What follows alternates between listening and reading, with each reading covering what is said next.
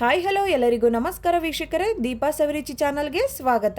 ಹೊಸದಾಗಿ ನಮ್ಮ ಚಾನಲ್ನ ನೋಡ್ತಾ ಇರೋರು ದಯವಿಟ್ಟು ಈಗಲೇ ಸಬ್ಸ್ಕ್ರೈಬ್ ಮಾಡ್ಕೊಳ್ಳಿ. ಇವತ್ತಿನ ವಿಡಿಯೋದಲ್ಲಿ ನಾನ್ ವೆಜ್ ಪ್ರಿಯರಿಗೆ ಒಂದು ರೆಸಿಪಿನ ತಂದಿದ್ದೀನಿ. ಅದೇನಪ್ಪ ಅಂದರೆ ಚಿಕನ್ ಚಾಪ್ಸ್ ಅಂದರೆ ಯಾರಿಗೆ ತಾನೇ ಇಷ್ಟ ಇರಲ್ಲ ಹೇಳಿ.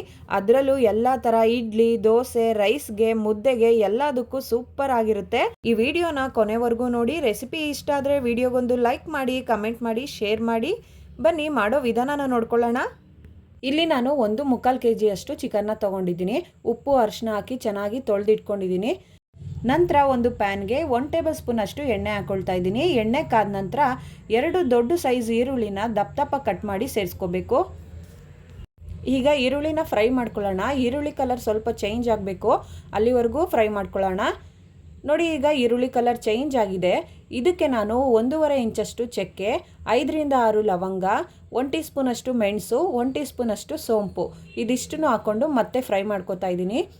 ಕೆಲವ್ರಿಗೆ ಸೋಂಪು ಇಷ್ಟ ಆಗೋದಿಲ್ಲ, ಅಂಥವರು ಸ್ಕಿಪ್ ಮಾಡ್ಬೋದು. ನಂತರ ಇದಕ್ಕೆ ಚಿಕ್ಕದು 2 ಗೆಡ್ಡೆ ಬೆಳ್ಳುಳ್ಳಿ, 1.5 ಇಂಚಷ್ಟು ಶುಂಠಿ, 8ರಿಂದ 10 ಹಸಿಮೆಣಸಿಕಾಯಿ ಹಾಕ್ಕೊಳ್ತಾ ಇದ್ದೀನಿ. ಹಸಿಮೆಣಸಿಕಾಯಿ ನಿಮ್ಮ ಖಾರಕ್ಕೆ ಎಷ್ಟು ಬೇಕೋ ಅಷ್ಟು ನೋಡಿಕೊಂಡು ಹಾಕ್ಕೊಳ್ಳಿ. ಇಲ್ಲಿ 1.25 kg ಚಿಕನ್ಗೆ ಆಗೋಷ್ಟು ಮಸಾಲೆನ ಮಾಡ್ಕೋತಾ ಇದ್ದೀನಿ. ನೀವು ಚಿಕನ್ನ ಕಮ್ಮಿ ತೊಗೊಂಡ್ರೆ ಮಸಾಲೆನ ಕಮ್ಮಿ ಮಾಡ್ಕೋಬೇಕಾಗುತ್ತೆ, ಜಾಸ್ತಿ ತೊಗೊಂಡ್ರೆ ಇನ್ನೂ ಸ್ವಲ್ಪ ಜಾಸ್ತಿ ಮಸಾಲೆನ ಮಾಡ್ಕೋಬೇಕಾಗುತ್ತೆ.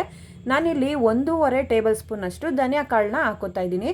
ಧನಿಯಾ ಕಾಳು ಬದಲು ಧನಿಯಾ ಪುಡಿನ ಬಳಸ್ಬೋದು, ಆದರೆ ಧನಿಯಾ ಪುಡಿನ ಕೊನೆಯಲ್ಲಿ ಸ್ಟವ್ ಆಫ್ ಮಾಡಿಕೊಂಡು 1.5 ಟೇಬಲ್ ಸ್ಪೂನ್ ಅಷ್ಟು ಹಾಕ್ಕೊಳ್ಳಿ. ಈಗ ಒಂದು ದೊಡ್ಡ ಸೈಜಿನ ಟೊಮೊಟೊನ ಕಟ್ ಮಾಡಿ ಸೇರಿಸ್ಕೊಂಡು ಮತ್ತೆ ಫ್ರೈ ಮಾಡ್ಕೋತಾ ಇದ್ದೀನಿ. ಟೊಮೊಟೊ ಸಾಫ್ಟ್ ಆಗೋವರೆಗೂ ಫ್ರೈ ಮಾಡ್ಕೋಬೇಕು. ನೋಡಿ, ಈಗ ಟೊಮೊಟೊ ಎಲ್ಲ ಸಾಫ್ಟ್ ಆಗಿದೆ. ಈ ಹಂತದಲ್ಲಿ 1 ಟೇಬಲ್ ಸ್ಪೂನ್ ಅಷ್ಟು ಕಡಲೆ, 2 ಟೇಬಲ್ ಸ್ಪೂನ್ ಅಷ್ಟು ತೆಂಗಿನಕಾಯಿನ ಹಾಕಿ ಮತ್ತೆ ಫ್ರೈ ಮಾಡ್ಕೋತಾ ಇದ್ದೀನಿ. ಈ ಥರ ಮಸಾಲೆನ ಹುರಿದು ಮಾಡೋದ್ರಿಂದ ಚಾಪ್ಸು ತುಂಬ ರುಚಿಯಾಗಿರುತ್ತೆ. ಇದೆಲ್ಲ ಚೆನ್ನಾಗಿ ಫ್ರೈ ಆಗಿದೆ. ಈಗ ಸ್ಟವ್ ಆಫ್ ಮಾಡಿಕೊಂಡು ಇದಕ್ಕೇ 1 ಹಿಡಿಯಷ್ಟು ಕೊತ್ತಂಬರಿ ಸೊಪ್ಪು, 1 ಹಿಡಿಯಷ್ಟು ಪುದೀನ ಎರಡೂ ಕೂಡ ಸಮವಾಗಿ ತಗೋಬೇಕು. ನೋಡಿ, ಈ ರೀತಿ ಮಿಕ್ಸ್ ಮಾಡಿಕೊಂಡು ಸ್ವಲ್ಪ ಹೊತ್ತು ತಣ್ಣಗಾಗೋದಕ್ಕೆ ಬಿಡಬೇಕು. ನೆಕ್ಸ್ಟು ಒಂದು ಪ್ಯಾನ್ಗೆ 2 ಟೇಬಲ್ ಸ್ಪೂನಷ್ಟು ಎಣ್ಣೆ ಹಾಕ್ಕೊಳ್ತಾ ಇದ್ದೀನಿ. ಎಣ್ಣೆ ಕಾದ ನಂತರ ಅರ್ಧ ಈರುಳ್ಳಿನ ಸಣ್ಣದಾಗಿ ಕಟ್ ಮಾಡಿ ಸೇರಿಸ್ಕೊಂಡು ಫ್ರೈ ಮಾಡ್ಕೊತಾ ಇದ್ದೀನಿ. ಈಗ ಈರುಳ್ಳಿ ಕಲರ್ ಎಲ್ಲ ಚೇಂಜ್ ಆಗೋವರೆಗೂ ಫ್ರೈ ಮಾಡ್ಕೊಂಡಾಗಿದೆ. ಈ ಹಂತದಲ್ಲಿ ನಾನು ಚಿಕನ್ನ ಸೇರಿಸ್ಕೊಳ್ತಾ ಇದ್ದೀನಿ. ಇದನ್ನು ಚೆನ್ನಾಗಿ ಫ್ರೈ ಮಾಡ್ಕೋಬೇಕು. 1-2 ನಿಮಿಷ ಫ್ರೈ ಮಾಡ್ಕೊಂಡ ನಂತರ ಇದಕ್ಕೆ ಸ್ವಲ್ಪ ಕಲ್ಲುಪ್ಪು, ಅರ್ಧ ಟೀ ಸ್ಪೂನ್ ಅಷ್ಟು ಅರಿಶಿನ ಹಾಕಿ ಚೆನ್ನಾಗಿ ಮಿಕ್ಸ್ ಮಾಡ್ಕೋಬೇಕು.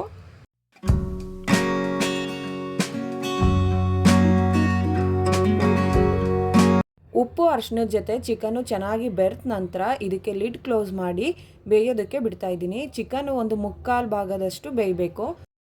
ನೋಡಿ, ಇಲ್ಲಿ ಮಸಾಲೆನ ನುಣ್ಣಗೆ ರುಬ್ಬಿಟ್ಕೊಂಡಿದ್ದೀನಿ. ಕೆಲವರು ಇದನ್ನು ತರ್ತರಿಯಾಗೂ ರುಬ್ತಾರೆ. ಈಗ ಚಿಕನ್ ಬೆಂದಿದೆಯಾ ಅಂತ ಒಂದ್ಸಲಿ ನೋಡೋಣ. ನೋಡಿ, ನೀರೆಲ್ಲ ಸೈಡಲ್ಲಿ ಬಿಟ್ಕೊಂಡಿದೆ. ಈ ನೀರು ಸ್ವಲ್ಪ ಡ್ರೈ ಆಗಬೇಕು. ಈಗ ಚಿಕನ್ ಬೆಂದಿದೆಯಾ ಅಂತ ಒಂದ್ಸಲಿ ಚೆಕ್ ಮಾಡ್ಕೊಳ್ಳೋಣ. ನೋಡಿ, 1/4 ಭಾಗದಷ್ಟು ಚಿಕನ್ ಬೆಂದಿದೆ.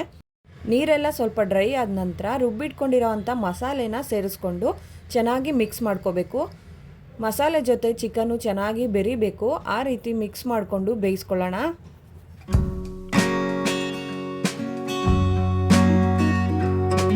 ಮಿಕ್ಸಿ ಜಾರ್ಗೆ ಸ್ವಲ್ಪ ನೀರು ಹಾಕ್ಕೊಂಡು ತೊಳ್ಕೊಂಡು ಆ ನೀರನ್ನು ಸೇರಿಸ್ಕೊಳ್ತಾ ಇದ್ದೀನಿ. ನಿಮಗೆ ಎಷ್ಟು ಬೇಕೋ ಅಷ್ಟು ನೀರನ್ನ ನೋಡಿಕೊಂಡು ಸೇರಿಸ್ಕೊಳ್ಳಿ. ಅನ್ನಕ್ಕೆ, ಮುದ್ದೆಗಾದರೆ ಸ್ವಲ್ಪ ತೆಳ್ಳಗೆ ಮಾಡ್ಕೊಳ್ಳಿ. ಇಡ್ಲಿ, ದೋಸೆ, ಚಪಾತಿ, ಪೂರಿಗಾದರೆ ಗಟ್ಟಿಗಿದ್ರೇ ಚೆನ್ನಾಗಿರುತ್ತೆ. ಆರಿದ್ಮೇಲೆ ಚಾಪ್ಸು ಗಟ್ಟಿ ಆಗಿಬಿಡುತ್ತೆ. ಅದಕ್ಕೋಸ್ಕರ ನಾನು ತೆಳ್ಳಗೆ ಮಾಡ್ಕೊಂಡಿದ್ದೀನಿ. ಅದು ಅಲ್ಲದೆ ನಮ್ಮ ಮನೇಲಿ ಚಿಕನ್ಗಿಂತ ಈ ಗ್ರೇವಿನೇ ಜಾಸ್ತಿ ತಿಂತಾರೆ. ಅದಕ್ಕೋಸ್ಕರ ನಾನು ಇಷ್ಟು ತೆಳ್ಳಗೆ ಮಾಡ್ಕೊಂಡಿದ್ದೀನಿ. ನಿಮಗೆ ಚಾಪ್ಸ್ ಸ್ವಲ್ಪ ಗಟ್ಟಿ ಬೇಕು ಅಂತಂದರೆ ನೀರನ್ನ ಸ್ವಲ್ಪ ಕಮ್ಮಿ ಹಾಕ್ಕೊಳ್ಳಿ. ಈಗ ರುಚಿಗೆ ತಕ್ಕಷ್ಟು ಉಪ್ಪನ್ನ ಸೇರಿಸ್ಕೊಂಡು ಮಿಕ್ಸ್ ಮಾಡ್ಕೊತಾ ಇದ್ದೀನಿ. ನಾವು ಮೊದಲೇ ಚಿಕನ್ ಬೇಯುವಾಗ ಸ್ವಲ್ಪ ಉಪ್ಪು ಹಾಕಿರೋದ್ರಿಂದ ನೋಡಿಕೊಂಡು ಉಪ್ಪು ಹಾಕ್ಕೊಳ್ಳಿ. ಈಗ ಲಿಡ್ ಕ್ಲೋಸ್ ಮಾಡಿ ಒಂದು 5 ನಿಮಿಷ ಮೀಡಿಯಮ್ ಫ್ಲೇಮಲ್ಲಿ ಬೇಯೋದಕ್ಕೆ ಬಿಡಬೇಕು. 5 ನಿಮಿಷದ ನಂತರ ಲಿಡ್ ಓಪನ್ ಮಾಡಿ ನೋಡ್ತಾ ಇದ್ದೀನಿ. ನೋಡಿ, ಎಣ್ಣೆ ಎಲ್ಲ ಬಿಟ್ಕೊಂಡಿದೆ. ಈ ರೀತಿ ಎಣ್ಣೆ ಬಿಟ್ಕೊಂಡಿದ್ರೆ ಚಿಕನ್ನು ರೆಡಿಯಾಗಿದೆ ಅಂತ ಅರ್ಥ. ನೋಡಿ, ಚಿಕನ್ನು ಮಸಾಲೆನೆಲ್ಲ ಹೀರ್ಕೊಂಡು ಒಂದಕ್ಕೊಂದು ಚೆನ್ನಾಗಿ ಬೆರ್ತಿದೆ.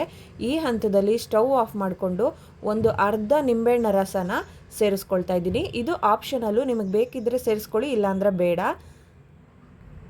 ಈಗ ಚಿಕನ್ ಚಾಪ್ಸ್ ರೆಡಿಯಾಗಿದೆ. ಇಡ್ಲಿಗೆ, ದೋಸೆಗೆ, ರೈಸ್ಗೆ, ಮುದ್ದೆಗಂತೂ ಸಖತ್ತಾಗಿರುತ್ತೆ ಕಾಂಬಿನೇಷನು. ನೀವು ಒಂದ್ಸಲ ಟ್ರೈ ಮಾಡಿ, ಹೇಗಿತ್ತು ಅಂತ ಕಮೆಂಟ್ ಮಾಡಿ ತಿಳಿಸಿ. ರೆಸಿಪಿ ಇಷ್ಟ ಆಗಿದ್ರೆ ವಿಡಿಯೋಗೊಂದು ಲೈಕ್ ಮಾಡಿ, ಶೇರ್ ಮಾಡಿ, ಸಬ್ಸ್ಕ್ರೈಬ್ ಮಾಡೋದನ್ನು ಮರಿಬೇಡಿ. Thank you.